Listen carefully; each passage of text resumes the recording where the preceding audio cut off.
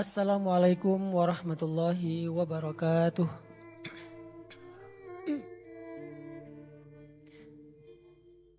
Alhamdulillahi rabbil alamin. Alhamdulillahilladzi bi ni'matihi tatimmus shalihat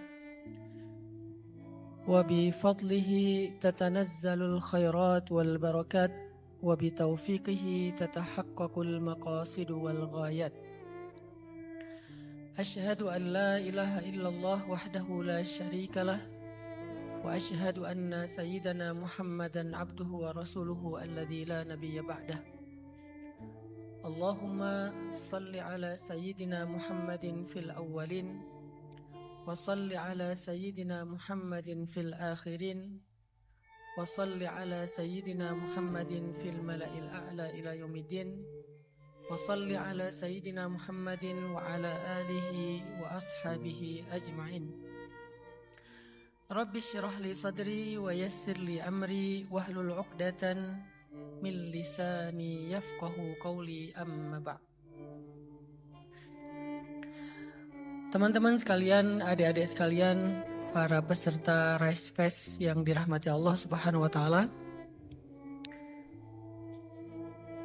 Sekitar 5 tahun terakhir sejak pandemi, saya banyak bicara tentang isu ekologi di panggung dakwah. Salah satu alasannya adalah saya merasa dakwah masih sangat jarang mengangkat isu ini. Padahal isu ini adalah isu yang sangat banyak kita temukan materinya di dalam Al-Quran. Padahal ekologi adalah salah satu di antara hal yang sangat penting dalam literasi Islam. Kadang dia berhubungan dengan tauhid, dia berhubungan dengan asal-usul manusia, dia berhubungan dengan dosa-dosa besar, dia berhubungan dengan fikih dan syariat, dia berhubungan dengan berita-berita besar di langit, dia berhubungan dengan kiamat, dia berhubungan dengan sejarah dakwah para nabi. Ternyata materi dan juga isu tentang ekologi dalam Islam itu adalah isu yang sangat akrab dibahas, baik di dalam Al-Quran maupun di dalam hadis, baik dalam tema-tema teologi maupun dalam kisah-kisah. Tapi sayangnya saya ngerasa bahwa sedikit sekali atau sangat jarang kita mendengar ada dai, ada ustadz, ada ulama, atau ada komunitas dakwah yang benar-benar concern mengangkat isu tentang ekologi dalam dakwah mereka. Baik dalam bentuk narasi edukatif, apalagi dalam bentuk program-program konkret. Itu jarang sekali. Dan ghirahnya adalah, rasa cemburu saya adalah justru isu ekologi ini banyak dibahasnya di gereja, banyak dibahasnya di kuil-kuil, atau yang lebih luar biasanya lagi, justru ekologi ini lebih akrab dalam literasi budaya, baik yang ada di dalam khazanah keseniannya atau yang ada di dalam syair-syairnya. Justru para budayawan lebih aware tentang isu ekologis daripada para ulama. Justru saudara-saudara kita dari agama Katolik lebih concern ngebahas tentang isu ekologis daripada kita sebagai kaum muslimin. Justru orang-orang yang nggak kenal Allah di luar sana, di Eropa, di negara-negara maju, mereka lebih baik dalam memperlakukan alam, lebih sadar tentang isu ekologis daripada kita yang berasal dari negara-negara yang mayoritasnya Islam, atau bahkan pusat negara Islam seperti Saudi di mana ada Mekah dan Madinah di dalamnya. Ini adalah salah satu di antara kegelisahan saya 5 tahun terakhir. Jadi saya ngerasa bahwa dakwah ini nggak boleh cuman bicara hal-hal yang narasi yang common dibicarain, kayak masalah fikih, masalah akidah, masalah spiritual, tentang ikhlas, tentang sabar, dan seterusnya. Walaupun semua itu baik, tapi hampir semua dai bicara itu. Padahal kalau kita lihat dari tujuan utama sebuah program dakwah itu adalah untuk melakukan perbaikan dalam kondisi umat. Jadi dakwahnya para nabi itu tuh dakwah islah semuanya. In uridu illal islah mastata'tu, kata para nabi. Gak ada yang kami inginkan, gak ada yang aku inginkan kecuali islah. Islah itu dalam bahasa kita adalah sebuah perbaikan. Dan kita nggak bisa mengklaim bicara tentang perbaikan kalau kita nggak tahu masalahnya apa gitu. Krisisnya apa, ketimpangannya apa, problemnya apa, isu-isu yang lagi santer, yang menjadi keresahan bersama itu apa gitu. Gimana kita mau bicara islah, bicara perbaikan tentang sesuatu yang kita bahkan nggak tahu yang mau diperbaiki itu apa. Sehingga dakwah itu secara konsep adalah sebuah usaha untuk memperbaiki keadaan umat, baik yang berhubungan dengan isu kemanusiaan, isu pendidikan, isu politik, isu ekonomi, bahkan isu lingkungan dan juga ekologi. Itulah tujuan dakwah muncul sejak zaman para nabi. Tapi dasar dari semua perbaikan itu adalah kembalinya manusia kepada Allah Subhanahu wa Ta'ala. Ini nih saya coba pengen luruskan ya persepsi, karena saya yakin kalian nih orang-orang pinter, anak-anak muda. Jadi saya nggak hanya bicara tema-tema nasihat yang menyemangati doang. Kalau kalian pengen nasihat yang menyemangati, kalian ikut sharing time aja. Karena secara konsep sharing time itu emang materi-materi yang menyemangati, motivasi. Tapi di sharing night, apalagi sekarang lebih spesial lagi ada Rise Fest. Saya pengen bicara itu untuk membangun mindset dan pola pikir. Bukan sekedar ruhiyah, semangat ataupun spiritualitas. Saya pengen kalian berpikir bahwa dakwah itu tuh sebetulnya mengajarkan tentang tauhid dengan goals yang jelas gitu. Jadi ketika manusia lebih mengenal Allah, itu tuh ada outputnya. Selama ini kan dakwah cuma memperkenalkan Allah tapi nggak diperjelas ya output dari mengenal Allah itu apa dalam kehidupan realnya. Diajarin tentang teori akidah, diajari tentang sifat-sifat Allah yang wajib bagi Allah, yang mustahil bagi Allah, diajarin asmaul husna, diajarin aqaid khamsin dan seterusnya. Atau bahkan buat beberapa kelompok diajarin tentang asma, sifat dan seterusnya gitu ya. Tapi nggak dijelasin gitu. Output dari ketika orang sudah mengenal Allah, sudah bertauhid kepada Allah itu dalam kehidupan konkretnya itu apa? Itu nggak terlalu di-highlight dalam dakwah-dakwah tauhid. Padahal kalau kita ngomongin tentang sejarah dakwahnya para nabi, mereka memperkenalkan la ilaha illallah itu ada outputnya. Ketika mereka mengajarkan la ilaha illallah, output moralnya adalah orang yang sudah bertauhid itu menjadi orang yang lebih jujur, menjadi orang yang lebih rahmah kepada manusia, bukan menjadi orang yang egois. Sehingga output perilaku dari la ilaha illallah itu adalah berkasih sayang kepada sesama manusia, membantu orang-orang yang susah, menyantuni anak-anak yatim. Ada moralnya dari pemaknaan tauhid secara konkret. Itu baru dakwah. Sehingga ketika misalnya masyarakat jahiliyah itu kan artinya masyarakat toksik kan. Salah satu makna jahiliyah dalam sisi moral itu adalah mereka itu toksik gitu. Mereka suka memerangi kaum yang berbeda, mereka suka menghasut, mereka suka rasis, mereka suka memperbudak, mereka memandang rendah perempuan, mereka membunuh bayi-bayi perempuan, banyak lagi termasuk nanti ketimpangan dalam masalah atau keadilan dalam masalah ekonomi kayak masalah riba, rentenir dan seterusnya. Itu kan masalah sosial dan moral yang terjadi di masyarakat jahiliyah. Sehingga ketika Nabi melihat krisis moral dan sosial di masyarakat jahiliyah ini, Nabi itu pengen memperbaiki keadaan sosial mereka. Dan akar dari sebuah perbaikan itu adalah memperkenalkan konsep la ilaha illallah. Tapi hari ini tuh direduksi gitu. Orang cuma diajarin la ilaha illallah tapi nggak dikasih tahu output la ilaha illallah dalam kehidupan konkretnya tuh apa gitu. Sehingga bisa jadi orang berla ilaha illallah tapi dia nggak peduli tetangga. Bisa jadi orang berla ilaha illallah tapi dia nggak jujur dalam niaga. Dan saya kenal beberapa orang yang bahkan jidatnya hitam tapi dia pembohong besar. Bahkan saya pernah jadi korbannya.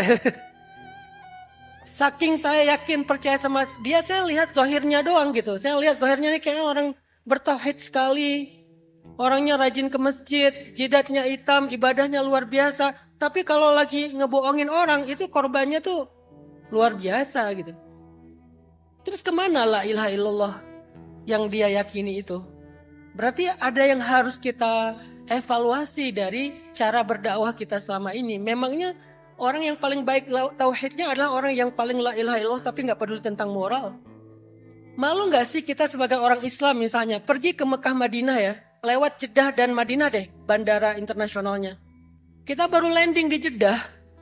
Ini kan orang tinggal di kota suci nih, kota Mekah tinggalnya. Mereka dekat dengan Ka'bah, mereka lebih ngerti Al-Quran daripada kita. Tapi baru mendarat di Jeddah, kita udah melihat perilaku yang sangat tidak sesuai dengan la ilaha illallah. Di mana mereka memandang selain Arab itu bukanlah orang yang istimewa. Kita dianggap orang Indonesia itu atau ajam, orang ajam itu adalah orang yang kelas kedua lah. Sedangkan orang Arab itu kelas pertama. Kan rasis. Sehingga cara mereka memperlakukan kita di imigrasi itu atau ketika keluar dari bandara itu beda sekali dengan cara mereka memperlakukan orang Arab. Pernah nggak kalian tahu kasus gimana orang Indonesia udah booking hotel di Mekah, itu tiba-tiba itu dicoret, nggak dikasih kunci hotelnya karena ada orang Arab yang mau check in. Rasis kan? Terus kemana la ilaha illallahnya? Dan saya malu karena saya udah keliling dunia. Saya pergi ke New Zealand, saya pergi ke Jepang, saya pergi ke beberapa negara yang bukan Muslim. Tapi mereka respect banget dengan para turis orang lain. Nggak ada rasis-rasisnya. Ketika saya bawa anak kecil, dulu anak saya Mutia, saya bawa di bandara Singapura. Karena saya bawa anak kecil dikasih satu line khusus, kayak fast track gitu di imigrasinya. Kenapa? Karena dia bawa anak kecil. Kita ngelihat itu nggak di Arab, di pusat kota Mekah dan Madinah gitu. Kita tanya toilet aja ke askar di Mekah Madinah. Jawabannya gimana? Merendahkan sekali kan? Ketimbang orang Arab yang nanya. Dan saya tuh ngalamin, makanya saya sampai ke Arab tuh nggak pernah pengen ngomong bahasa Arab loh. Kecuali kalau lagi marah. Kalau lagi marah akhirnya kepancing juga keluar bahasa Arabnya. Tapi kalau nggak lagi marah, saya mending ngomong bahasa Inggris. Kenapa? Mereka lebih respect orang ngomong bahasa Inggris daripada bahasa Arab. Dianggapnya kalau bahasa Arab itu kayak pekerja gitu. Kalau nggak saya terpaksa banget biar cepat, saya nggak akan ngomong bahasa Arab. Kadang-kadang kan kalau bahasa Inggris biar cepat jadi belepotan ya. Ya udahlah keluarlah bahasa Arabnya. Bahasa Arab Mesir pula. Bahasa Arab Mesir itu bahasa ngomel. Jadi kalau mau ngomel saya pakainya bahasa Mesir.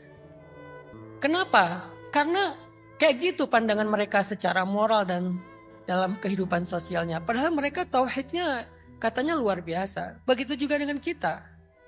Inilah ghirah, kecemburuan-kecemburuan yang muncul dalam renungan dakwah kita. Kok umat Islam yang katanya rahmatan lil alamin, alam itu bahasa Arab yang jadi bahasa Indonesia, alam gitu. Wa ma arsalnaka illa rahmatan. Tidaklah kami mengutus kamu kecuali. Apa nih maksud tidak dan kecuali? Seolah-olah gak ada tujuan lain kan?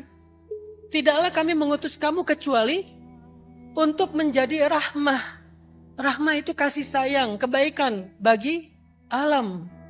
Alam di sini dalam bentuk plural, dalam bentuk jamak, bukan cuma manusia, hewan, tumbuhan, gunung, laut. Bahkan semua yang ada di sekitar kita di langit dan di gunung ini. Itulah alamin dalam makna plural.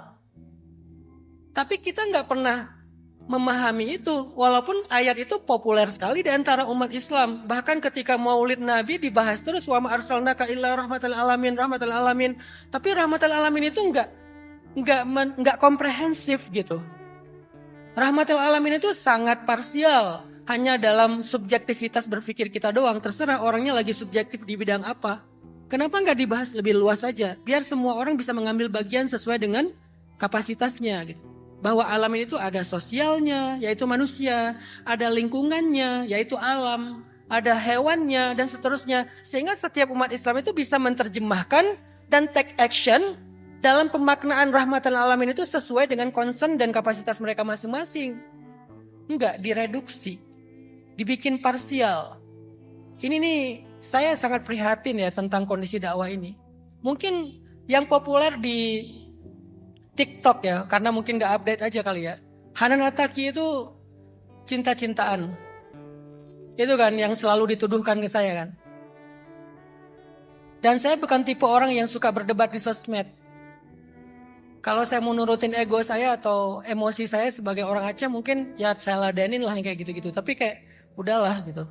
Kita nggak keren lah debat hal-hal receh kayak gitu. Kita kan pengen ngajarin umat menjadi manusia-manusia yang lebih elegan.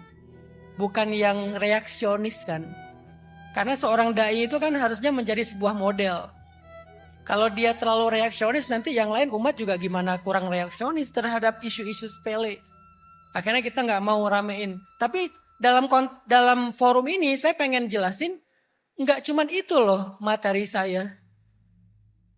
Pun kalau saya dulu sebelum pandemi banyak ngomongin tentang jomblo fisabilillah, itu kan memang karena secara segmentasi dakwah saya itu anak muda dan salah satu di antara problem anak muda itu adalah patah hati. Dan saya pengen ngajak anak muda dari patah hati itu dari mencintai sesuatu yang fana kepada mencintai Allah. Cuman dengan bahasa-bahasa yang lebih ringan.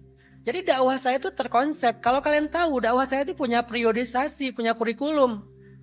Lalu ketika tahun 2020 saya bicara ekologi itu sesuai dengan kurikulum saya. Saya punya kurikulum untuk 5 periode dakwah. Dan sekarang saya baru masuk ke periode kedua dengan bikin sekolah yang berbasis alam.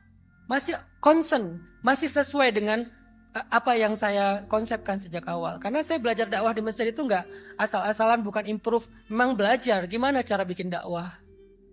Jadi bukan ustadz dadakan yang tiba-tiba populer. Dan saya enggak menikmati sama sekali popularitas di sosial media. Saya sering bilang ke istri saya, bisa enggak ya aku pensiun aja dari sosmed. Kayak males banget gitu ngurus sosmed. Tapi kan ada kebutuhan dakwah kan. Jadi bukan karena itu, memang kita terkonsep.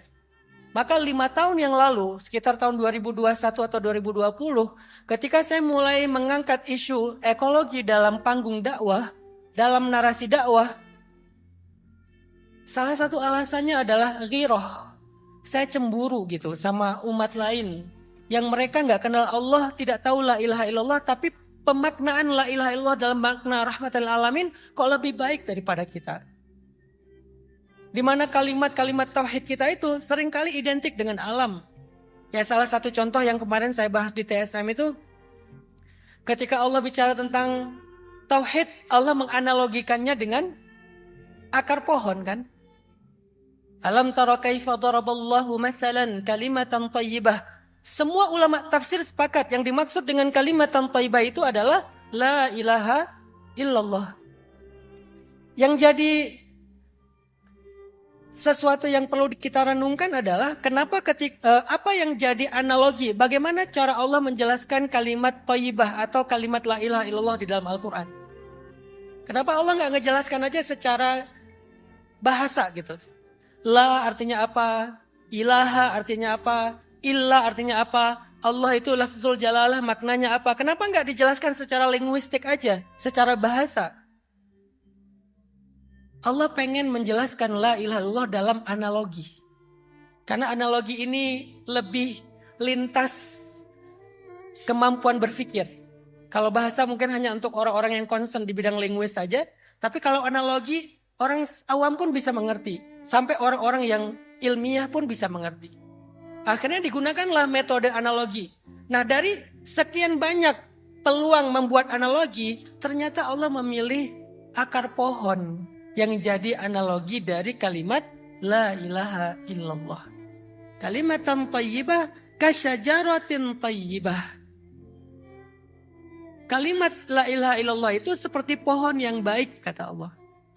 Asluha, far'uha, tu'ti ukulaha. Malah ngejelasin pohon gitu. Bahwa pohon itu memiliki 3 hal penting pada dirinya. 1 ada akarnya, kedua ada pohon batang cabangnya, ketiga ada daun, bunga dan buahnya. Malah kita disuruh renungkan tentang pohon. Untuk memahami apa? Untuk memahami la ilaha illallah. Kan ini bukan sesuatu yang perlu kita abaikan. Pasti ada alasan kenapa Allah memilih isu ekologi sebagai analogi menjelaskan kalimat yang paling sakral, yaitu la ilaha illallah. Dan itu bukan sekali kayak gitu. Di banyak ayat Allah kalau bicara tentang akidah tuh Allah bicara tentang alam gitu. Allah bicara pengen membuktikan dirinya bahwa aku berkuasa. Allah suruh kita lihat alam loh. Ketika Allah mau menunjukkan kekuasaannya, Allah suruh kita lihat alam. Tidakkah kamu perhatikan langit? Tidakkah kamu perhatikan gunung? Tidakkah kamu perhatikan laut? Tidakkah kamu perhatikan pohon? Tidakkah kamu perhatikan hujan? Jadi ketika Allah pengen nunjukin aku itu la ilaha illallah, Allah suruh kita untuk melihat alam. Kenapa Allah nggak bilang aja, aku maha kuasa, aku kayak di Al-Ikhlas gitu, Al-Ahad, As-Samad, Alladzi lam yalid walam yulad walam yakul lahu kufuwan ahad. Kenapa pembuktiannya tuh di banyak surat tuh alam, langit dan bumi. Kan berarti akidah kita itu sangat akrab dengan isu ekologi. Teori-teori teologi kita itu sangat akrab sekali dengan isu ekologi. Kok nggak pernah diangkat di dakwah kita? Oh mungkin, ini ya bahasa yang sering saya dengar bagi-bagi tugas. Ketika saya diskusi sama sesama ustadz nih, baik ustadz nasional maupun ustadz-ustadz lokal, baik yang akademik maupun yang non-akademik. Ketika saya diskusi sama mereka, selalu bahasanya gini, kita bagi-bagi tugas. Tapi yang bertugas ngangkat isu ekologi kayak nggak ada deh. Yang serius ya, kecuali sekedar ya judul doang atau secara umum, tapi kurang kurang kontemplatif lah. Kalaupun nggak dibilang lebih ilmiah, ya minimal kurang kontemplatif. Itu jarang sekali. Nah ini saya sekaligus ngajak kalian semua sebagai generasi muslim. Kalaupun para ulama nggak terlalu banyak yang mampu mengangkat atau bicara tentang isu ekologi, minimal kita deh sebagai generasi muda Islam, sebagai aktivis peradaban, baik di bidang sosial maupun di bidang lingkungan, minimal kita.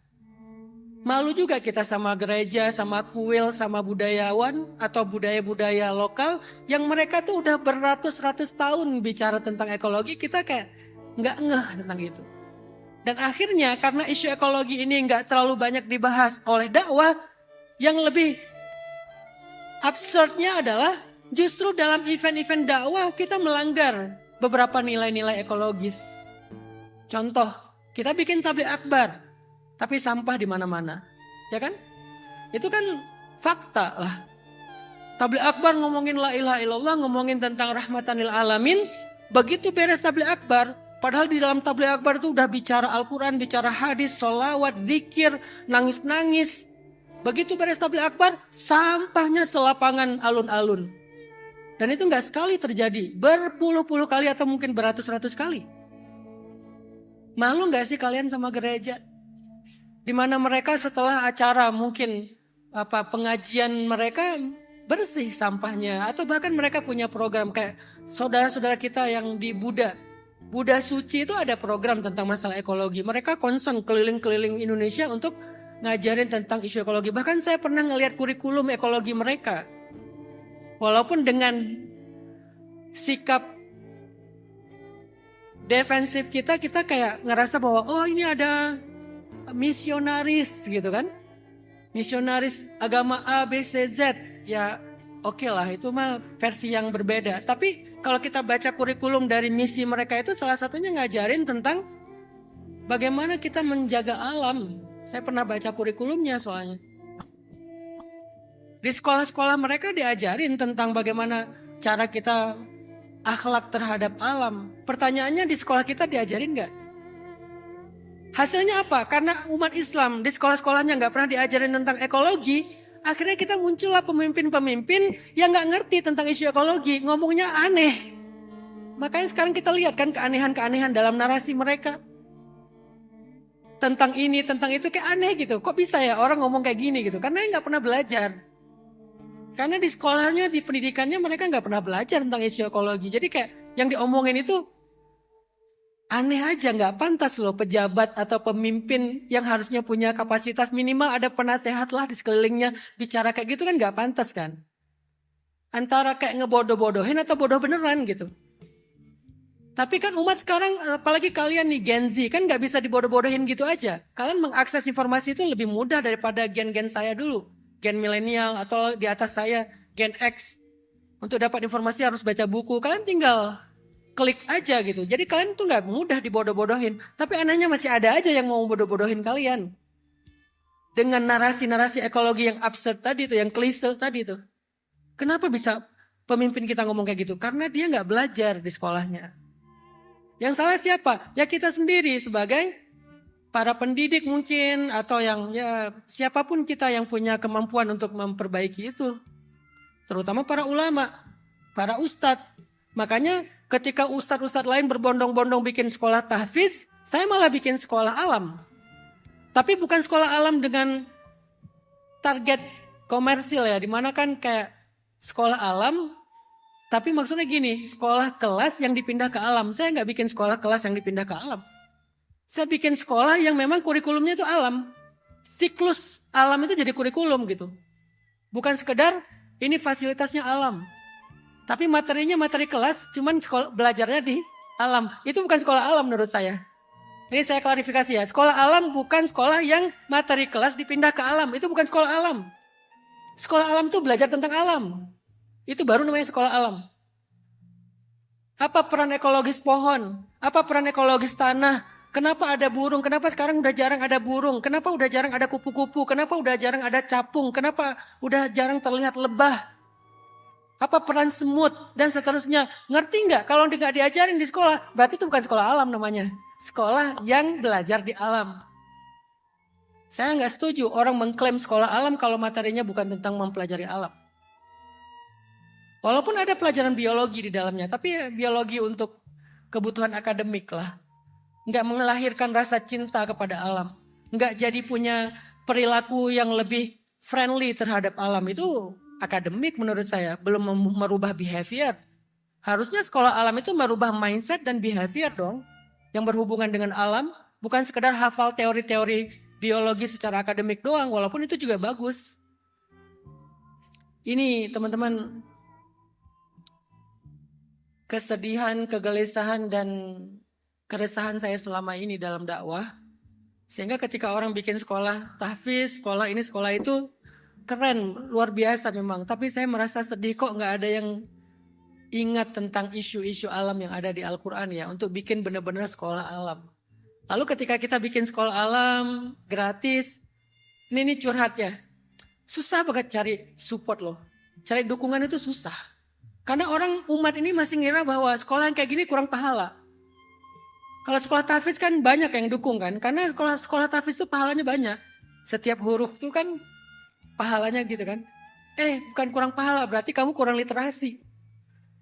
Padahal ketika seseorang menanam pohon, itu setiap yang mengambil manfaat dari pohon itu, dari mulai akarnya sampai ujung daunnya, itu jadi pahala jariah. Bahkan ketika ditanya oleh sahabat ke Rasulullah, ya Rasulullah, apa sedekah yang paling afdal? Mengairi air. Sedekah yang paling afdal itu mengairi air. Walaupun sedekah Al-Quran tuh luar biasa pahalanya. Tapi kan kita kayak lebih antusias kalau ada program sedekah Al-Quran. Wakaf Al-Quran. Coba saya ajak wakaf pohon. Kayaknya nggak seantusias wakaf Al-Quran deh. Di mana masalahnya? Literasi, edukasi. Umat kita nggak terlalu mendukung program-program sekolah yang kayak gini. Kenapa? Karena dianggap kurang langit, kurang berpahala. Tapi kalau program sekolah-sekolah agama yang memang bahasnya syariat, padahal pohon juga agama sih. Cuman identiknya syariat, itu semuanya berbondong-bondong. Saya pengen jadi wakif, saya pengen berwakaf, saya pengen sedekah, saya pengen zakat. Gak apa-apa, bagus. Tapi kok gak seimbang ya? Tapi giliran ngomongin tentang alam, gak terlalu antusias. Dianggap pahalanya kecil atau bahkan gak berpahala. Kayak sekolah umum gitu. Padahal dulu ulama-ulama kita itu adalah orang-orang yang selain ngerti ilmu syariat, ngerti ilmu alam. Ada yang ahli astronomi, ada yang ahli sains. Kalian tahu gurunya Muhammad Al-Fatih, Aksamsuddin? Selain dia seorang ahli tasawuf, punya thariqah sendiri, dia juga ahli tentang biologi khususnya di bidang bakteri. Dia tuh ahli bakteri loh. Kalau mungkin sekarang ada ahli bakteri dari ITB atau dari mana, mungkin dulu tuh yang kayak gitu tuh adalah seorang ulama sufi loh. Yang punya thariqah, yang ngajarin tentang ilmu tasawuf kepada muridnya yang kelak jadi seorang pembebas, Al-Fatih. Tapi dia juga ahli dalam bidang bakteri. Bahkan dia punya buku tebal tentang masalah bakteri. Tentang masalah virus. Tentang masalah pandemi. Dia punya buku tentang itu. Ini hanya salah satu di antara sekian banyak ulama-ulama Islam yang selain ilmu agamanya mereka paham, mereka nggak pernah abai terhadap ilmu-ilmu lingkungan. Tentang masalah alam. Mereka sangat aware tentang itu. Makanya ketika mereka membuat sebuah peradaban, itu tuh sangat nature friendly banget tuh konsepnya. Ketika mereka bangun masjid, masjidnya itu sangat friendly terhadap alam. Nggak ngerusak alam. Ketika mereka bikin istana, mereka bikin perpustakaan, mereka bikin pokoknya bangunan-bangunan membuat negaranya tuh berperadaban. Peradaban mereka itu sangat friendly terhadap alam. Kenapa? Karena yang membangun peradaban, ulama plus ahli di bidang alam. Sedangkan sekarang kita kayak udah ada gap gitu loh. Yang satu bicara syariat tapi alamnya dia nggak ngeh gitu. Sehingga kita bangun pesantren malah ngerusak alam. Bangun masjid malah ngerusak alam. Kan sedih ya. Kita membangun rumah ibadah untuk beribadah kepada Allah sambil ngerusak alam. Bukan berarti nggak boleh bangun, boleh banget. Istanbul itu kan sebuah kota yang luar biasa. Baghdad gimana coba? Andalusia gimana? Atau Qairawan di Afrika Utara gimana? Itu kan yang bangun tuh generasi-generasi terbaik Islam. Qairawan dengan adanya Uqbah bin Nafi, Andalusia dengan Abdurrahman Ad-Dakhil, Baghdad salah satunya dengan Harun Ar-Rasyid, Istanbul dengan Al-Fatih dan Ottomannya. Itu kan negara-negara yang peradabannya maju kan. Salah satunya dengan bangunan gitu. Walaupun peradaban indikatornya bukan hanya bangunan. Tapi sebutlah yang agak-agak sensitif itu bangunan misalnya. Tapi bangunan mereka itu sangat friendly terhadap konsep alam. Bahkan ketika Mimar Sinan Pasha itu adalah arsitek nomor satunya Turki Utsmani. Membangun sebuah masjid. Selain masjidnya Sulaiman Al-Qanuni di Istanbul, dia bikin satu masjid di mana menaranya itu letak bintang di atas menara tepat di tanggal lahirnya anaknya Raja Sulaiman Al-Qanuni yang bernama siapa ceweknya tuh yang saya lupa nama putri raja Mihrimah Hatun. Jadi ceritanya Mimar Sinan Pasha jatuh cinta sama Mihrimah Hatun. Tapi ditolak cintanya, mungkin namanya politik ya. Karena dia bukan seorang penguasa. Untuk mengenang cintanya kepada Mihrimah Hatun, dia bikin menara masjid yang bintang di atas menara itu akan muncul di setiap tanggal lahirnya Mihrimah Hatun. Berarti apa? Seorang arsitek di zaman Turki Utsmani juga seorang astronom. Dia bisa bikin bangunan yang astronominya tuh sesuai gitu. Kan ini menunjukkan bahwa mereka tuh ngerti alam. Dulu kan orang baca arah itu kan dengan bintang, dengan angin. Bahkan kalau nggak ada bintang, kalau nggak ada angin, kalau di tengah hutan gimana? Dengan ngelihat lumut di pohon, bagian mana dari pohon itu yang berlumut, bagian mana yang nggak berlumut itu menunjukkan arah. Sekarang kan kita pakai Google Map kan. Google Map nyuruh kita masuk gang kita. Nyuruh masuk ke sawah, masuk sawah kita. Saking polosnya kita. Orang dulu itu kan bisa membaca bintang. Kalian nonton Moana gitu. Gimana dia baca bintang? Coba kalian keluar dari ruangan terus melihat gini ke bintang. Tahu arah nggak? Cuman posting doang buat ngonten Moana. Tapi bintang yang ditunjuk entah kemana. Berarti kita udah nggak tahu apa-apa loh tentang alam. Ini belum ngomongin Nabi Idris loh ya. Nabi Idris itu sebagai bapaknya ilmu astronomi, bapaknya ilmu tentang bercocok tanam, bapaknya tentang membuat pakaian, menjahit dan seterusnya. Itu kan Nabi Idris. Saking astronominya Nabi Idris meninggalnya aja nggak di bumi gitu. meninggalnya di langit. Wa rafa'nahu makanan aliyya. Kami angkat dia ke tempat yang tinggi. Meninggalnya aja nggak boleh di bumi, saking astronominya Nabi Idris. Dan itu putranya Adam. Setelah Adam diuji dengan 2 putra sebelumnya. Artinya udah lama loh, dari sejak awal manusia ada di muka bumi, mereka itu udah berperadaban. Dan peradaban mereka itu selalu berjalan seiring dengan alam. Kita aja yang mengklaim diri kita modern, tapi kita justru yang paling rendah peradabannya karena gak selaras dengan alam. Kenapa? Pendidikan alam udah gak ada, yang khususnya di sekolah-sekolah Islam. Walaupun diklaim sekolah alam. Tapi dia gak cinta dengan alam, dia gak punya waste management dalam hidupnya. Dia gak tahu tentang peran ekologis dari makhluk yang ada di sekitarnya. Inilah kenapa 5 tahun terakhir saya agak lumayan campaign tentang masalah ekologi. Dan gak cuma narasi, saya bikin programnya, bikin sekolah SD-nya alam, SMA-nya alam gitu ya. Dan berbasis portofolio, berbasis lifestyle, berbasis kesadaran. Bahkan di SMA itu kurikulumnya kita ada 4 tuh. Kurikulum langit, kurikulum bumi, kurikulum kesadaran, ada 4 kesadaran. Kesadaran langit, kesadaran bumi, kesadaran sosial, dan kesadaran diri. Ada 4 kesadaran yang diajarin di sekolah kita gitu. Kesadaran langit itu apa? Tentang ilmu tauhid. Kesadaran bumi itu apa? Tentang kesadaran alam. Kesadaran sosial itu apa? Tentang masalah hubungan kita dengan manusia. Dan diri itu tentang life goals-nya, tentang motivasi hidupnya.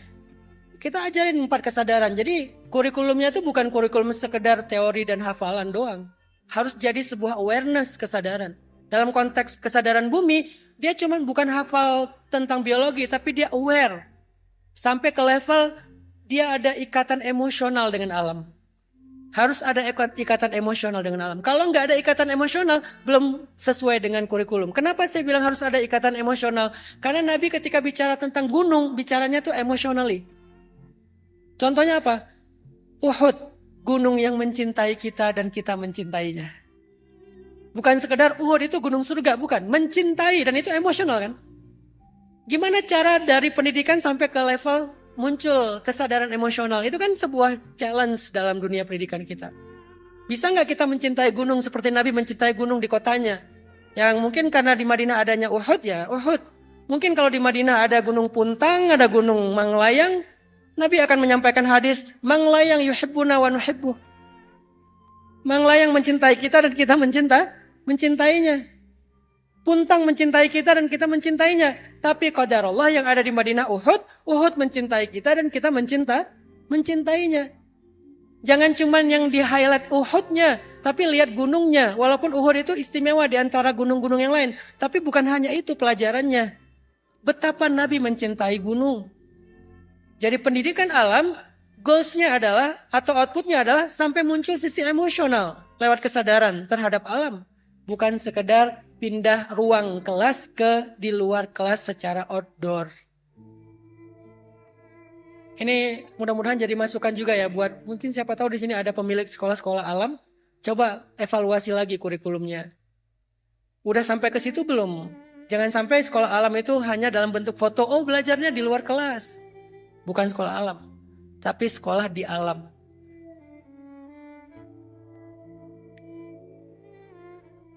Makanya kita menemukan banyak sekali ya. Saya mungkin ada sedikit pengulangan. Ini saya mencatat beberapa materi yang udah saya sampaikan sebelumnya tentang literasi Al-Quran, tentang alam, pohon, laut, gunung, langit, dan seterusnya. Ternyata penting-penting gitu literasinya. Tentang pohon aja misalnya. Saya pernah menyampaikan di TSM. Ternyata dosa pertama manusia itu adalah dosa lingkungan, dosa ekologis. Dosa pertama manusia itu bukan syirik, bukan zina, bukan membunuh, bukan riba. Dosa pertama manusia itu adalah yang berkaitan dengan pohon. Maka bisa dibilang dosa pertama manusia itu adalah dosa lingkungan. Kan kalau kita pakai curiosity ya, agak penasaran ya. Kenapa sih segitunya banget gitu? Hanya gara-gara masalah pohon diusir dari surga. Kan gitu kan? Harusnya kan diusir dari surga gara-gara membunuh, gara-gara syirik, gara-gara berzina, gara-gara riba, gara-gara apa? Dosa-dosa besar lah yang kita tahu. Ternyata sebab Nabi Adam diturunkan dari surga itu gara-gara melakukan kesalahan terhadap sebuah pohon. Jangan bilang pohon khuldi karena itu versi setan. Setan yang bilang pohon itu namanya syajaratul khuldi. Allah nggak bilang syajaratul khuldi. Allah cuma bilang hadhihi syajarah, pohon ini. Terus setan bilang ke Adam, kamu tahu nggak kenapa kamu nggak boleh makan buah dari pohon ini? Karena pohon ini pohon khuldi yang kalau kamu makan kamu akan kekal selama-lamanya. Jadi istilah pohon khuldi itu penamaan dari setan. Makanya kita sebagai orang yang beriman nggak mengakuinya sebagai pohon khuldi.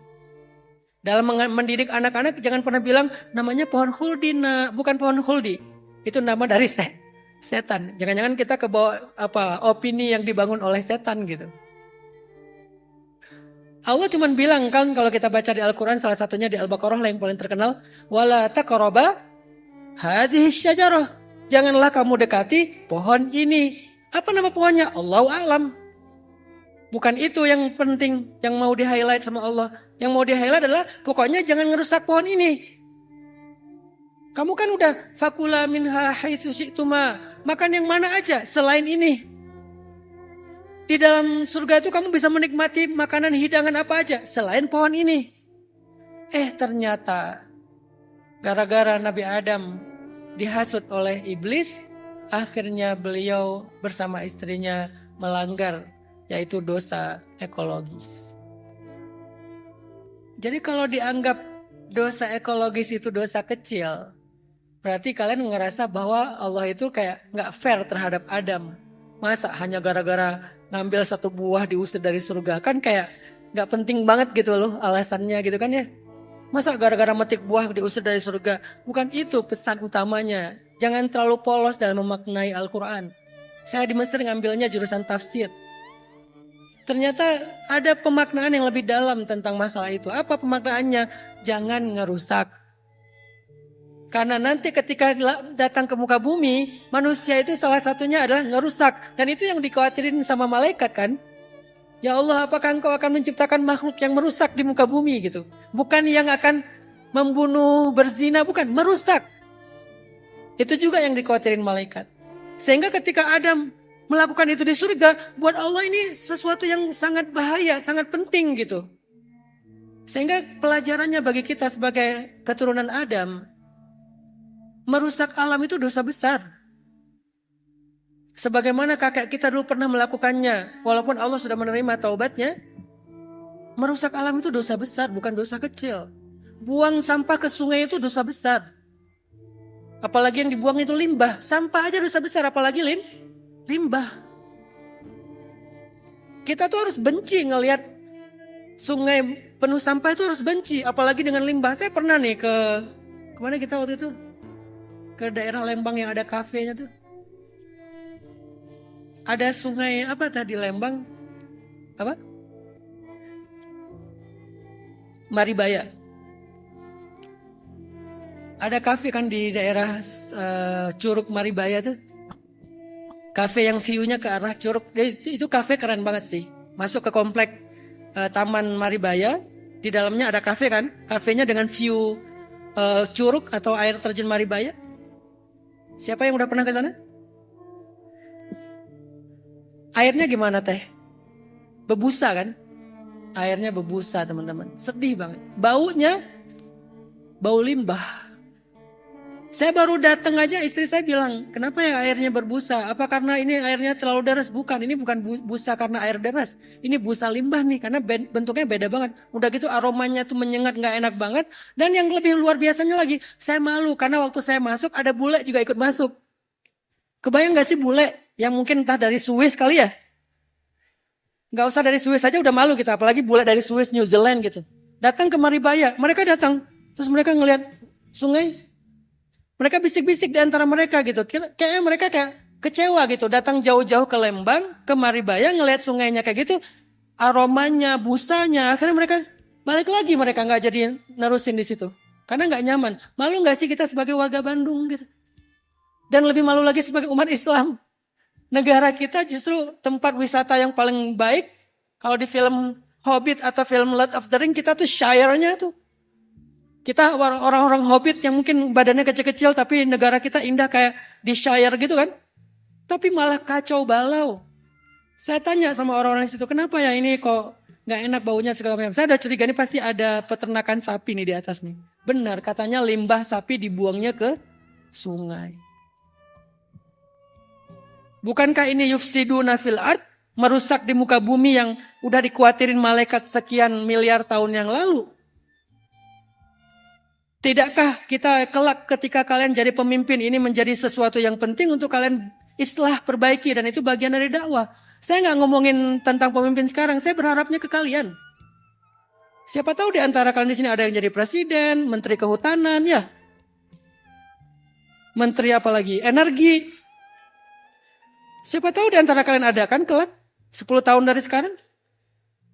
Menteri investasi, gubernur, bupati, wali kota, anggota dewan, yang lebih gampang lagi, yang membuat kebijakan. Saya cuma berharap 10 tahun dari sekarang yang kayak gini-gini itu udah benar-benar diselesaikan. Karena itulah dakwah islah, perbaikan. Saya cuma bisa ngomong di podium kayak gini karena saya nggak punya jabatan, saya bukan politikus, saya bukan orang partai. Saya nggak sehebat itu gitu. Jadi kemampuan saya cuma edukasi generasi muda, biar next ketika kalian yang mengambil tampuk kekuasaan, kalian bisa perbaiki negara kita, bisa perbaiki negeri kita, bisa perbaiki alam yang Allah udah amanahkan kepada kita. Itu doang harapan saya.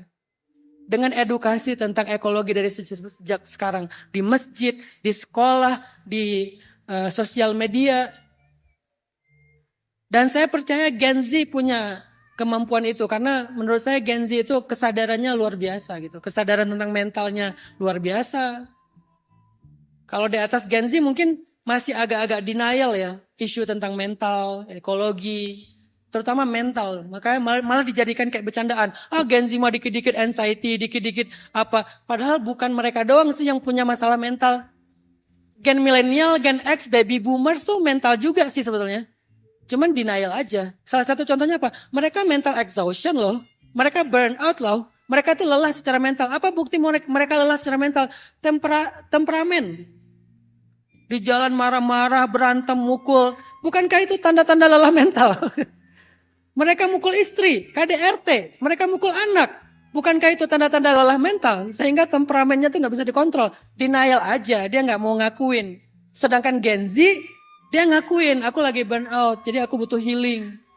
Terus diledekin, dikit-dikit healing, dikit-dikit healing. Lo jalan-jalan kemana bukan healing itu? Sama aja, cuman gak dinarasiin.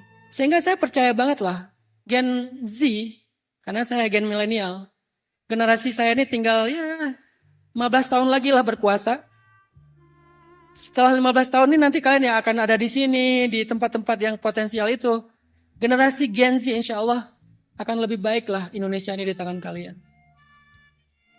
Tapi saya berharap bukan hanya gennya, tapi dari mana mereka datang, dari masjid, dari Al-Quran, dari hadis. Bukan hanya karena generasinya, tapi karena kesadaran yang didasari la ilaha illallah. Ternyata dosa pertama kita itu teman-teman, yang mungkin ini udah pernah didengar juga materinya, adalah dosa ekologis. Dosa lingkungan. Ini menunjukkan betapa literasi tentang pohon dalam Islam itu krusial gitu. Langsung di sejarah manusia pertama itu langsung ada cerita pohon. Nanti cerita bunuh-membunuh mah nanti di dunia, di bumi gitu. Di surga mah belum ada pembunuhan. Malah belum ada syirik. Kan syirik itu baru muncul di generasi setelah Nabi Idris kan, yaitu Nabi Nuh. Baru ada kemusyrikan. Sebelum Nabi Nuh kan tidak ada kemusyrikan. Orang bertauhid. Jadi dosa-dosa yang lain walaupun lebih besar, itu datangnya belakangan. Dosa pertama banget adalah dosa ekologi justru. Durhaka sama orang tua, nanti Habil Qabil itu. Membunuh Habil Qabil. Apalagi nanti riba nanti setelah Nabi Idris.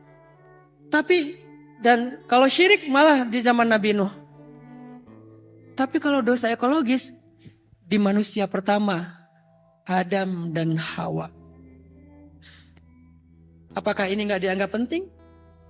Sehingga ulama kita, pemimpin kita, generasi muda kita mengambil perhatian khusus tentang isu ini. Karena dia ada di dalam sejarah kita, secara blood kita itu ada sejarah tentang ekologi.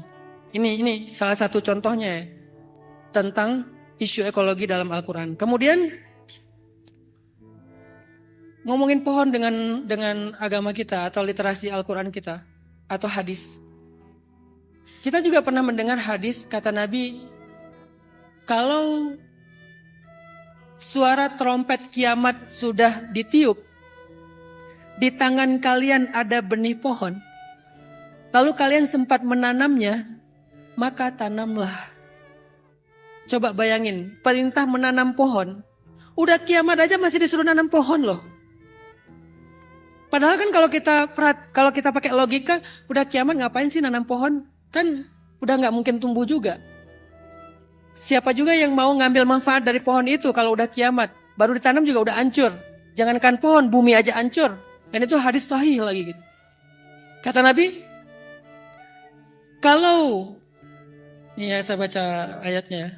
In qamatis sa'ah, saya baca hadisnya. In qamatis sa'ah wa fi yadi ahadikum fasilatun fa in istata'a alla taquma hatta yaghrisaha falyaghrisha. Hadis riwayat Bukhari dengan derajat sahih. Jika kiamat sudah terjadi, kata ulama hadis artinya trompet udah ditiup.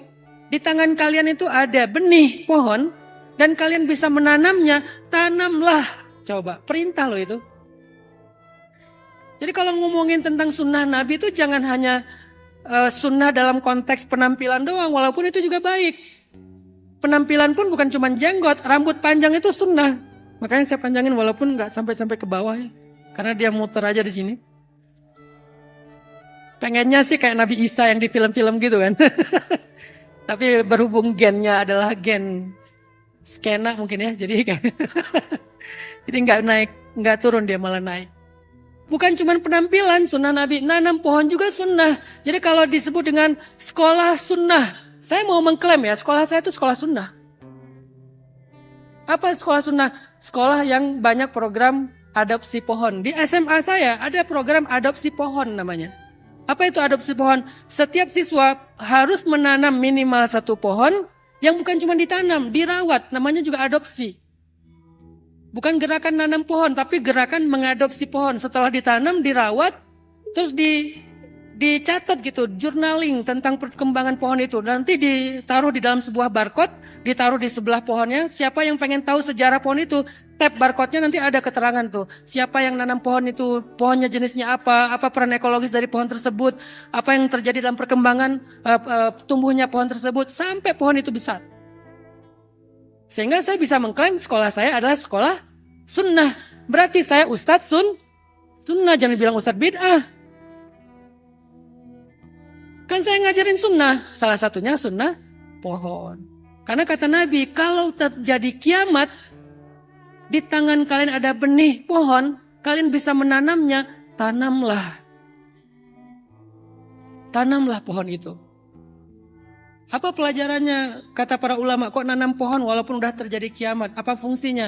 Gak penting pohon itu tumbuhnya kapan, tumbuhnya berapa lama. Yang penting kamu tetap punya harapan baik terhadap alam dengan menanamnya. Jadi pelajarannya tentang kesadaran ekologinya, bukan bahwa faktanya pohon itu tumbuh atau enggak. Sadar enggak pentingnya pohon? Apalagi literasi Al-Quran yang berhubungan dengan alam atau khususnya pohon. Kalian kalau baca ayat-ayat tentang surga, surga itu bahasa Arabnya apa? Jannah. Saya nggak tahu surga itu dari bahasa apa, mungkin Sanskerta kali ya. Tapi dalam bahasa Arab, surga itu jannah. Apa itu jannah? Jannah itu bukan kasrun, bukan istana. Bukan imarah, bangunan yang tinggi. Bukan burj, tower. Apalagi? Surga itu bukan bangunan-bangunan itu yang jadi istilahnya. Istilah surga itu adalah alam, jannah. Jannah itu artinya apa? Kebun. Kebun itu isinya apa? Pohon. Aku mau ke kebun, isinya tapi bangunan. Itu bukan kebun, komplek. Kan kalau kita bilang ke kebun itu artinya di dalamnya ada pohon, ada sungai, ada air kan gitu ya. Baru kebun. Kalau isinya cuma bangunan namanya komplek. Jadi yang namanya surga dalam bahasa Arab istilahnya itu adalah alam. Bukan istilahnya bangunan-bangunan hebat. Walaupun di dalam surga itu nanti ada istana-istana yang terbuat dari alam lagi tuh. Zamrud, dari batu-batu yang berharga, berwarna biru dan berwarna keemasan. Alam juga gitu. Tapi istilah untuk surga itu sendiri nggak pakai istilah bangunan. Tapi istilahnya adalah alam, yaitu jannah. Sifat surga. Salah satunya kalau kita baca di dalam surat Ar-Rahman yang terkenal. Mudhammatan. Hijau tua. Sifat surga itu hijau tua. Warna surga itu warna alam. Kenapa disebut hijau tua? Kata ulama tafsir, karena pohonnya lebat-lebat.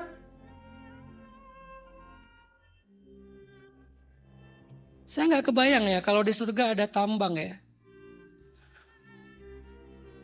Demi kemajuan surga, jadi kita biar masyarakat surga itu lebih berperadaban gitu kan. Tiba-tiba ada alat-alat berat gitu kan.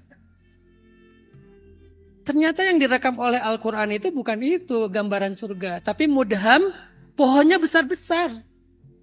Pohonnya tuh hijau tua, besar gitu. Cuma saya nggak tahu ini pohon sawit atau pohon beringin ya. Atau pohon trembesi, saya nggak tahu ya. Saya nggak tahu ya, ini disclaimer ya. Pokoknya warna daunnya hijau tua.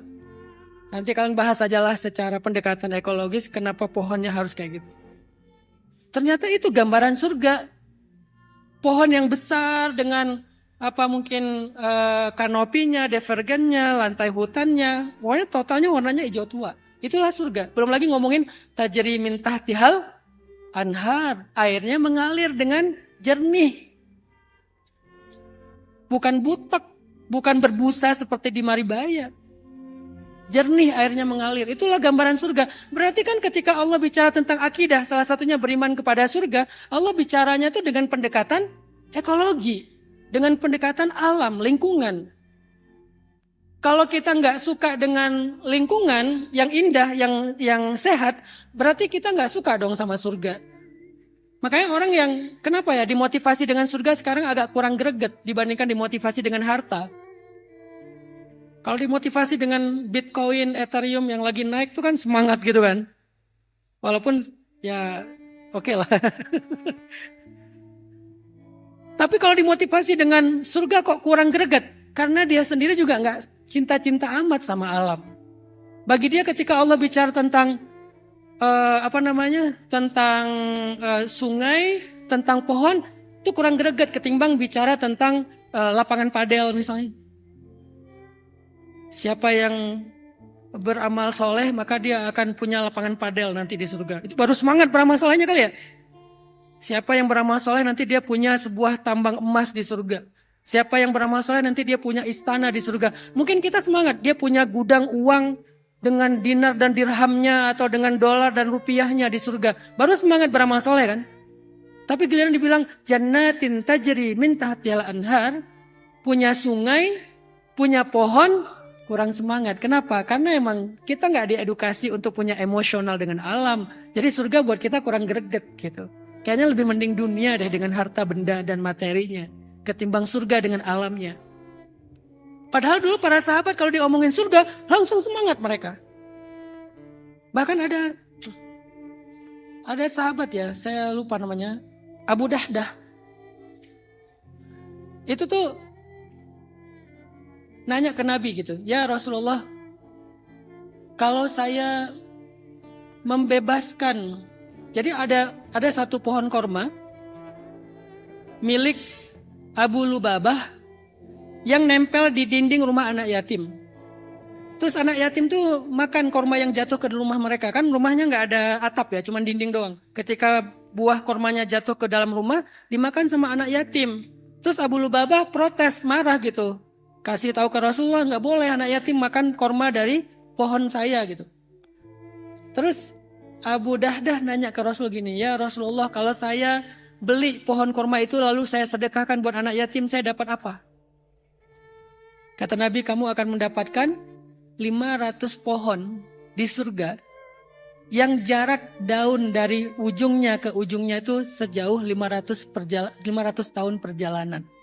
Satu pohonnya, jarak ujung daun ke daunnya 500 tahun perjalanan. Dan kamu punya 500 pohon. Langsung dia ke rumah ngambil uang. Dia bilang ke Abu Lubabah, Abu Lubabah jual pohon itu ke saya. Ngapain kamu jual? Pokoknya jual aja ke saya. Dijual mahal, dibeli sama dia pohon kurma. Setelah dia beli, dia kasih tahu ke anak yatim, wahai anak-anak, mulai sekarang pohon ini milik kalian, makanlah sesuka kalian buah kurmanya, bukan lagi milik Abu Lubabah. Ternyata setelah Abu Dahdah menginfakkan pohon kurma untuk anak yatim, Nabi tersenyum dan mengatakan, beruntung sekali Abu Dahdah, beruntung sekali Abu Dahdah. Dia memiliki pohon yang jarak ujung daun ke ujung daunnya 500 tahun perjalanan. Jadi motivasinya tuh pohon gitu. Bukan punya berangkas dengan harta benda yang perhiasan, bukan. Motivasinya tuh pohon. Berarti kan ini menunjukkan betapa sadarnya para sahabat tentang isu lingkungan. Bahkan bisa sangat emosional. Bisa dimotivasi dengan isu-isu lingkungan tersebut. Ini bukti loh. Bahwa pendidikan di zaman Nabi itu jauh lebih maju daripada pendidikan kita yang ganti-ganti kurikulum.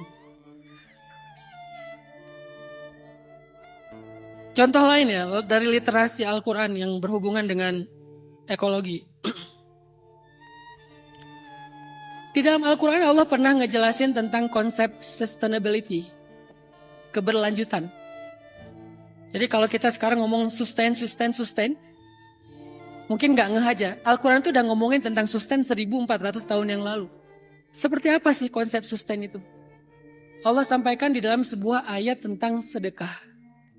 Kata Allah tentang masalah sedekah, perumpamaan sedekah yang baik itu adalah seperti sebutir biji yang menumbuhkan 7 tangkai. Pada setiap tangkai ada 100 biji.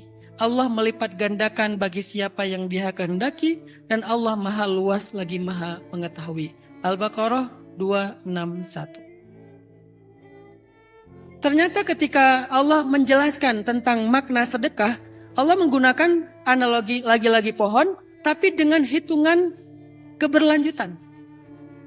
Jadi sedekah itu kayak sebuah konsep sustainability dalam aktivitas ibadah harta. Jadi kalau kalian gak pengen harta kalian itu cuman habis di generasi kalian, kata Allah seolah-olah ya, coba kalian sedekahkan.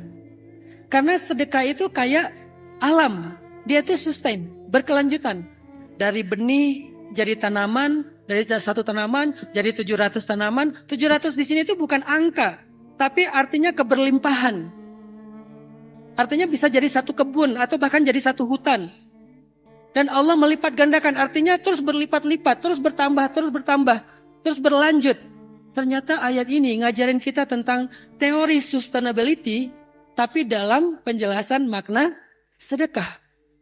Artinya, orang Islam tuh harusnya sangat memperhatikan hal-hal yang sifatnya sustain. Jangan cuma di satu generasi doang. Kita tuh harus bisa kebaikan kita tuh dirasakan oleh generasi berikutnya, dan seterusnya. Makanya ada istilahnya pahala jariah. Pahala yang terus mengalir. Tapi kita nggak pernah menerjemahkannya ke arah konsep sustain. Kita menerjemahkannya cuman pahalanya tuh ngalir ke saya doang gitu. Bukan manfaatnya yang bisa dirasakan lintas generasi kan. Ini kan hanya tentang POV aja. Karena mungkin tadi kurang yang membawa POV ekologi, jadi kurang dilihat dari sisi itu. Kenapa PBB yang bikin SDGs?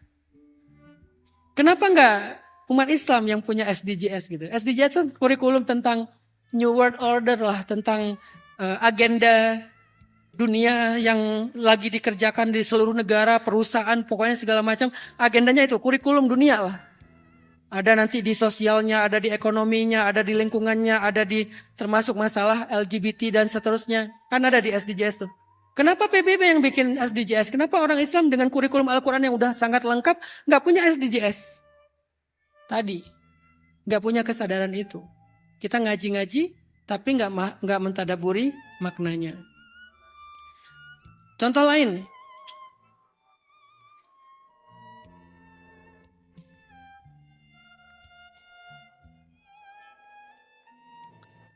ketika Nabi Isra dan Mi'raj, ini peristiwa akidah juga nih. Kenapa saya bilang peristiwa akidah? Karena itu menguji imannya para sahabat. Waktu itu orang yang pertama banget beriman terhadap peristiwa Isra Mi'raj itu namanya siapa? Abu Bakar. Makanya gara-gara itu Abu Bakar dijuluki As-Siddiq, yang selalu membenarkan. Makanya dibilang, menurut saya, dari bacaan saya, peristiwa Isra Mi'raj itu peristiwa akidah, peristiwa iman, peristiwa tauhid. Dalam peristiwa Mi'raj, Nabi diajak oleh malaikat Jibril naik ke langit kan, langit pertama sampai langit ketujuh, ketemu Nabi Ibrahim di langit ketujuh di Baitul Ma'mur. Setelah melintasi 7 langit, Nabi sampailah di batas terakhir yang bisa dilalui oleh makhluk. Bahkan Jibril pun belum pernah melewati batas itu. Apa batas itu namanya? Sidratul Muntaha. Apa itu Sidratul Muntaha? Sidratul Muntaha itu berasal dari 2 kata, Sidrah dan Al-Muntaha. Al-Muntaha itu artinya yang terakhir atau yang paling ujung. Sedangkan Sidrah artinya pohon. Yang kemudian diterjemahkan ke bahasa Inggris namanya cedar. Pohon cedar. Bahasa Arabnya cedar. Apa bahasa Indonesianya? Cedar. Allahu a'lam ya. Bahasa Sunda? Gak tahu ya, nanti cari ya bahasa Sundanya apa. Intinya adalah sidrah itu adalah nama pohon. Nah, kalau kita baca hadis tentang keterangan Nabi tentang sidrah ya. Kan Allah berfirman di surat Bintang. Nama suratnya surat Bintang. Apa bahasa Arabnya? An-Najm, surat Bintang. Allah berfirman di dalam surat Bintang ayat 14-15. Inda sidratil muntaha, indaha jannatul ma'wa. Di sidrah al-muntaha yang di dekat surga ma'wa. Lalu Nabi menjelaskan. Kata Nabi gini dalam hadis riwayat Bukhari dan Muslim. Lamma usriya bi intahaitu ila sidratil muntaha fa idza nabaquha mithlu filali hajar, mithlu qilali hajar, wa idza waraquha mithlu adhanil filah. Ketika aku diisrakan, dibawa naik ke langit, aku sampai di Sidratul Muntaha. Pohon itu buahnya seperti bejana-bejana besar dari kota Hajar dan daunnya seperti telinga-telinga gajah. Jadi Nabi sampai mendeskripsikan bentuk pohon sidrah itu kayak gimana. Di mana daunnya besar-besar, kemudian juga buahnya juga besar-besar. Kayak bejana buahnya tuh. Dari kota Hajar. Allahu a'lam seperti apa. Kemudian dalam riwayat Muslim Nabi juga bilang, Summa rufi'at li sidratul muntaha yughshaha alwanun la adri ma hiya summa udkhiltul jannah. Aku dibawa ke Sidratul Muntaha, di mana Sidratul Muntaha itu pohon itu punya warna-warna yang sangat indah yang aku nggak tahu menyebutnya warna apa. Maksudnya apa? Ternyata ada warna yang kita belum tahu loh. Kita kan tahu warna tuh ya pelangi lah ya, yang paling gampang ya. Merah, kuning, hijau. Di langit yang biru bukan pelangi. Kan merah, kuning, hijau doang pelanginya. Di langit yang biru. Oke, itu warna yang kita kenal lah. Atau gradasi warna yang tambahan-tambahan. Ternyata sidra itu punya alwan, punya banyak warna. Yang kata Nabi, aku sendiri gak tahu warnanya apa. Berarti kan ada banyak hal yang di antara yang malakutus samawat atau al-ghaib yang kita nggak tahu termasuk warna. Termasuk nanti di surga itu manusia, cewek ya, bukan manusia, cewek ya. Cewek bahasa surganya apa? Apa? Cewek bahasa surganya apa? Bukan istri. Bidadari. Cewek kan bahasa dunia. Gimana nih? Bahasa dunianya cewek, bahasa surganya bidadari. Bahasa Arabnya bidadari apa? Hurul ain. Bahasa Arabnya bidadari hurul ain. Apa arti hurul ain? Yang matanya besar. Maaf ya kalau kurang. Aduh gimana Ustadz, saya nggak terlalu besar sipit. Nggak apa-apa, itu kan surga. Nanti insya Allah di surga akan dibedah kok semuanya jadi. Tapi bukan yang belok ya, belok itu apa ya yang keluar, bukan. Pokoknya matanya indah gitu. Matanya indah, itu bahasa Al-Quran tentang perempuan surga.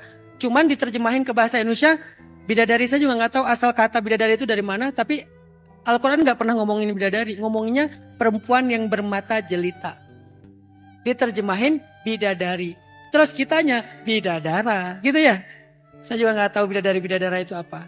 Kalau di dalam Al-Quran cuma disebut ahlul jannah, ashabul jannah, atau rijal fil jannah, nisa fil jannah, perempuan di surga. Cuman dia punya ciri, salah satu ciri fisiknya hurul ain, matanya jelita. Kalau kita baca hadis tentang pakaian perempuan surga, kata Nabi perempuan surga itu akan memakai pakaian dengan lapisan sebanyak 7 lapis helai. Apa ya sekarang ya mungkin ya. Saya nggak menguasai masalah pakaian cewek sih, jadi nggak ngerti. Pokoknya dia punya 70 helai. Apa namanya? Lapisan ya. Dan setiap lapisnya punya warna yang berbeda dengan yang lainnya. Berarti kan ada 70 macam warna, bukan gradasi ya. 70 macam warna yang bahkan kita belum tahu. Kita baru tahu warna dasar itu cuma beberapa doang, kurang dari 5 gitu. Saya nggak tahu persis lah warna dasar itu berapa. Berapa sih warna dasar? 3 ya? 5? Hah? 7 gitu? Itu bukan gradasi, campuran. Coklat adalah campuran dari warna dasar kalau nggak salah 3 ya? Maaf ya, saya bukan orang seni. Kita kan mungkin baru tahu kurang dari 5 warna inti. Sementara di surga ada 70 warna inti, bukan gradasi. Dan yang dilihat oleh Nabi di Sidrah, alwanun mukhtalifah. Warna-warna yang berbeda sama sekali. Bukan warna-warna yang mirip, berbeda sama sekali. Sampai Nabi mengistilahkannya yang aku sendiri nggak tahu itu warna apa. Menunjukkan betapa indahnya pohon Sidrah. Lalu setelah itu Nabi diajak masuk ke dalam surga. Ini salah satu contoh literasi pohon yang ada di dalam agama kita, yaitu tentang Sidrah al-Muntaha. Banyak banget kalau kita bedah satu persatu. Termasuk kayak saya ingat ya, ketika Allah bicara tentang pendidikan. Ini salah satu referensi saya bikin kurikulum di sekolah saya. Dulu saya suka benchmarking lah tentang kurikulum yang lebih sustain. New Zealand kayak gimana, Jepang kayak gimana, Finlandia kayak gimana. Tapi pas ngelihat di Al-Quran, ternyata Al-Quran juga udah ngasih kita referensi buat bikin kurikulum. Salah satunya Allah bicara tentang pendidikan di akhir surat Al-Fat. Tentang tarbiyah. Muhammadur Rasulullah walladzina ma'ahu asyidda ruhama. Oke. Tarahum ruk'an sujjadan yabtaguna fadlan minallahi wa ridwana simahum fi wujuhihim. Jadi ciri-ciri hasil tarbiyahnya Nabi itu orangnya generasinya kayak gimana gitu, dijelasin. Generasi hasil pendidikan Nabi itu kayak gini loh speknya.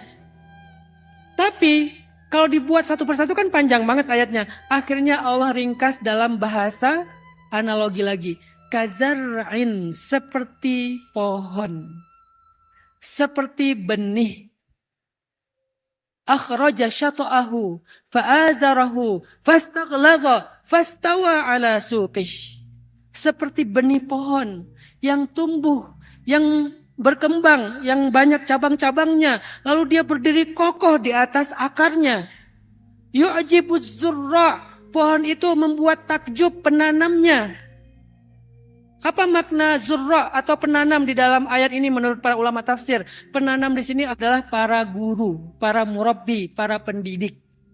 Ternyata para pendidik atau guru menurut Al-Quran itu kayak petani.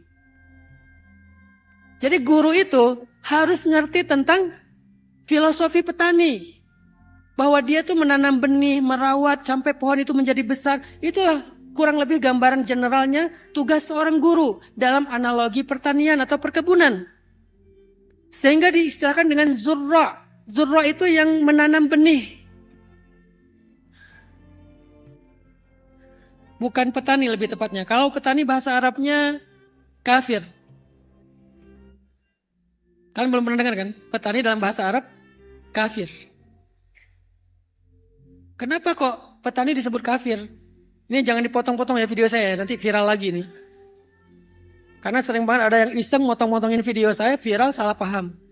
Karena kafir itu secara bahasa artinya menutup. Kafir itu artinya yang menutupi. Kenapa petani disebut kafir dalam salah satu istilah bahasa Arab? Karena dia menutupi lubang dengan benih lalu ditutup dengan tanah gitu. Makanya dalam literasi bahasa Arab, petani itu disebut kafir karena dia menutupi lubang tanah dengan benih lalu ditutup lagi dengan tanah. Tapi di Al-Quran surat Al-Fat, surat kemenangan, surat peradaban, ketika Allah bicara tentang generasi terbaik, yaitu generasi sahabat, yang hasil tarbiyahnya Rasulullah SAW langsung, ditarbiyah dengan tangan yang mulia beliau, Allah menggunakan istilah zurra. Dan anak didiknya diistilahkan dengan zar'in. Para pendidik diistilahkan zurra, anak didiknya diistilahkan zar'in. Kenapa? Karena tugas mendidik itu mirip dengan tugas para petani yang menanam pohon di hutan ataupun di kebun. Bukan hanya di kebun, juga di hutan gitu. Sehingga di sini kita jadi tahu, oh ternyata kalau kita mau ngerti tentang kurikulum Islam dalam pendidikan, oh berarti kita harus belajarnya dari alam. Itu kenapa saya bilang saya mengklaimnya sekolah alam, karena alam itu referensi kita. Jadi saya menyusun kurikulum belajar dari pohon. Gimana pohon itu tumbuh? Oh akar dulu, kemudian batang. Nanti kalau ada badai, dahannya boleh patah, daunnya boleh rontok, buahnya boleh jatuh. Tapi selama akarnya masih kuat, maka pohon itu akan tumbuh lagi. Berarti akar itu adalah kesadaran. Berarti yang harus kita pertama tanamkan itu bukan teori-teori, bukan aturan-aturan, tapi kesadaran. Muncul kurikulum, bab kesadaran. Kelas 1 kita nyebutnya kelas akar, kesadaran. Kelas 2 kita nyebutnya kelas batang. Mulai ada campaign-campaign. Kelas 3 kita nyebutnya kelas daun. Mulai ada project-project atau ada buahnya. Jadi di tagline kita tuh, we are always inspired by nature. Kita selalu terinspirasi oleh alam. Dan itu Al-Quran loh gitu. Jadi gak usah bingung kalau boleh nanti kapan-kapan yang orang-orang yang bisa bikin kurikulum mau diskusi sama saya gak perlu konsultasi karena saya bukan orang yang ahli. Diskusi aja, mungkin siapa tahu ada insight-insight sederhana dari saya.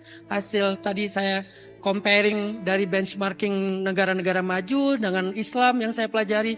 Yuk kita diskusi tentang kurikulum alam tuh kayak gimana sih. Kita tanya nanti ke profesor-profesor di bidang alam gitu, yang ngerti pohon, ngerti hutan, ngerti laut. Itu gimana sih kurikulumnya? Apa sih yang terjadi di kehidupan itu? Lalu kita ajarkan kepada anak didik, barulah berarti di sekolah untuk hidup, bukan sekolah untuk dapatin pekerjaan. Kita mendidik siswa supaya mereka bisa hidup, eksis. Bukan mendidik siswa supaya mereka bisa bawa map ngelamar kerja. Beda banget goals dari pendidikannya. Ternyata ayat tarbiyah di dalam Al-Quran ngomongin alam juga, pohon juga. Ini kita belum ngomongin air, batu, dan seterusnya. Kita belum ngomongin laut yang kata Allah di dalam Al-Quran tuh, di dalam laut itu kalian bisa memakan lahman toriyan, ikan-ikan yang segar. Gimana kalau ikannya sudah ada mikroplastik? Kan berarti udah nggak lahman toriyan. Lahman toriyan itu ikan yang belum kena terkontaminasi oleh limbah, tidak ada mikroplastik, tidak ada efek-efek yang negatif. Sehat ikannya, kalau kita makan kita nggak akan kena sel kanker dan tumor. Kan itu namanya lahman toriyan.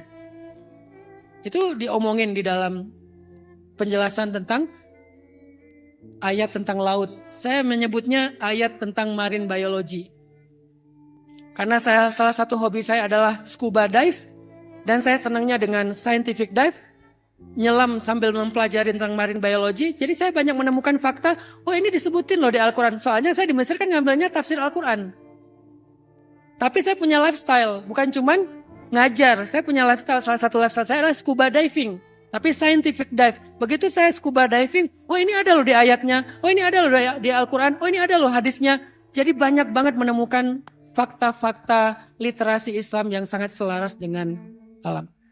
Semoga dengan sedikit penjelasan yang random ini, nggak terlalu terstruktur, nggak terlalu detail, karena emang keterbatasan waktu. Saya cuma ngasih highlight sederhana aja, contoh-contoh betapa highlight sederhana alam dalam Islam itu adalah literasi akidah, literasi akhlak, literasi sunnah, literasi sejarah, literasi syariah, literasi kiamat, literasi surga, literasi alam gaib dan malakutis samawat. Sedahsyat itu literasi tentang alam atau ekologi dalam Islam. Semoga dengan kayak gitu kalian menjadi lebih penasaran. Jadilah generasi yang tumbuh bersama pohon. Bukan hanya tumbuh bersama dinding-dinding yang sebentar lagi roboh. Tumbuhlah bersama pohon. Allahu alam, saya kira demikian aja. Billahi taufiq wal hidayah. Wassalamualaikum warahmatullahi wabarakatuh. Waalaikumsalam warahmatullahi wabarakatuh. Jazakallah khair. Terima kasih kepada gurunda kita Ustaz Ratani.